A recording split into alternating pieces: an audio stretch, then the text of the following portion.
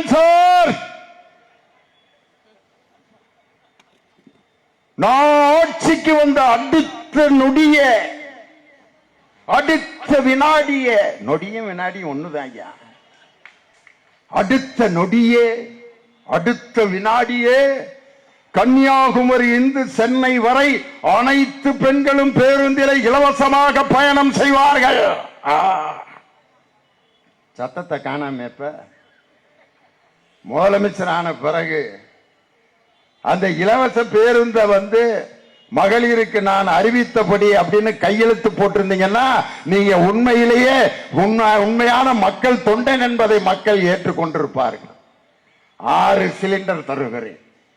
ஐயோ ஐயோ, இந்த வடிவேல் படத்துல என்னத்தை கண்ணையா டிரைவரா இருப்பார்ல, அண்ணே வண்டி வருமா? வரும், ஆனா வராது. அவன் தான் இப்படி சொல்றானே, அந்த வண்டியில ஏறி உட்காந்துருவார். உட்கார்ந்த பிறகு நடக்கிறதெல்லாம் பார்த்தீங்களா? அப்ப கேப்ப, தம்பி எம்ஜிஆர் மாதிரி எப்படா நீ தக தக தக தக தகன்னு இருக்க அப்படின்னு.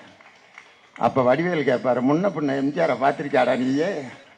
டேய், அப்பயே உனக்கு கண்ணு தெரியலன்னு முடிவு பண்ணியாச்சு, அப்பயாவது வடிவேல் இறங்கியிருக்கணும். அதுக்கப்புறமா ஐயோ எம்ஜிஆரை பார்த்த இல்லையா? டேய், நான் எப்படி இருக்கேன்னு உனக்கு தெரியாதா? இல்ல தம்பி, எம்ஜிஆர் மாதிரி அவ்வளவு அழகா இருக்கீங்க. அதுக்கப்புறம் சொல்லுவாரு, சங்கடிக்கும். ஏன் தம்பி விசில் அடிக்கிற மாதிரி கேக்குதே? டேய், மில்லுல சங்கூதிக்கிட்டு இருக்காங்க, விசில் அடிக்குதா? அப்பயாவது இறங்கியிருக்கணும் வடிவேலு. அதுக்கப்புறம் தான் மெயின் பாயிண்ட். ஆனா மஞ்சள் கொடி எடுத்துக்கிட்டு ஆர்ப்பாட்டம் போராட்டம்னு புறப்பட்டுறாங்க. ஏன் தம்பி கூட்டம் கூட்டமா வர்றாங்களே, யாருப்பா?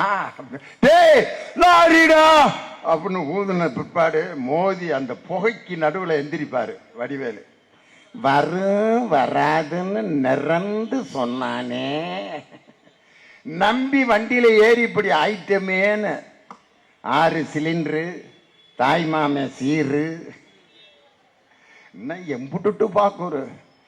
நீங்க உண்மையிலேயே அந்த வாக்குறுதிகளை நிறைவேற்றுபவராக இருந்திருந்தால் முதல் நாள் கையெழுத்து போடும் பொழுது 1 சிலிண்டராவது எங்களுடைய சகோதரிகளுக்கு நான் தருகிறேன்னு கையெழுத்து போட்டிருந்தா நீங்க உண்மையான அரசியல் தலைவர்னு நான் ஏத்துக்கிறேன். இன்னும் அவர் அரசியல் தலைவராக ஆகல.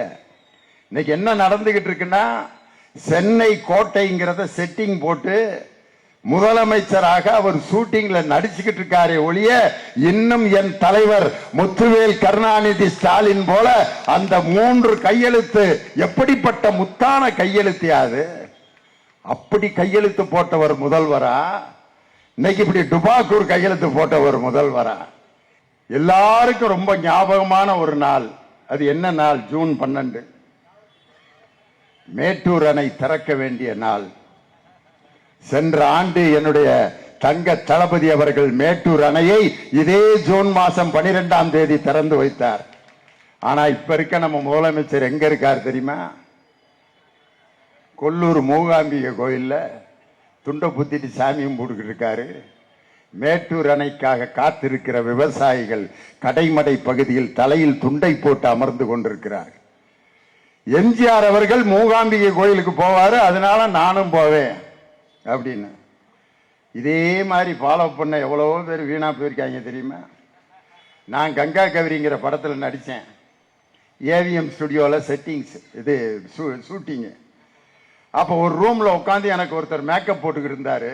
அவர் சொன்னாரு, அண்ணே அன்பேவால எம்ஜிஆர் இந்த ரூம்ல தானே உட்காந்து மேக்கப் போட்டாரு, எம்ஜிஆர் மாதிரி நீங்க ஆயிருவீங்கண்ணே அப்படின்னு மேக்கப் போட்டுக்கிட்டே சொல்றேன். எம்ஜிஆர் இந்த சேர்ல தானே உட்கார்ந்து எங்க அப்பா மேக்கப் போட்டாருன்னு எம்ஜிஆருக்கு, அன்பேவால. அதனால நீங்களும் எம்ஜிஆர் ஆயிரலான்ட்டு அந்த சேர்ல நான் உட்கார்ந்தாக்க எம்ஜிஆர் ஆயிர முடியுமா? வடிவேல் மாதிரி மதுரையில இருந்து கரும்பு லாரியில ஏறி வந்தா வடிவேல் மாதிரி மிகப்பெரிய நடிகர் ஆயிரலாம்னு நிறைய பேர் வடிவேல் மாதிரி கரும்பு லாரியில ஏறி வந்து வழியிலேயே அடிபட்டு செத்து போனான். கரும்பு லாரியில் ஏறி வருவதால் ஒரு மனிதனுக்கு வெற்றி கிடைப்பதில்லை.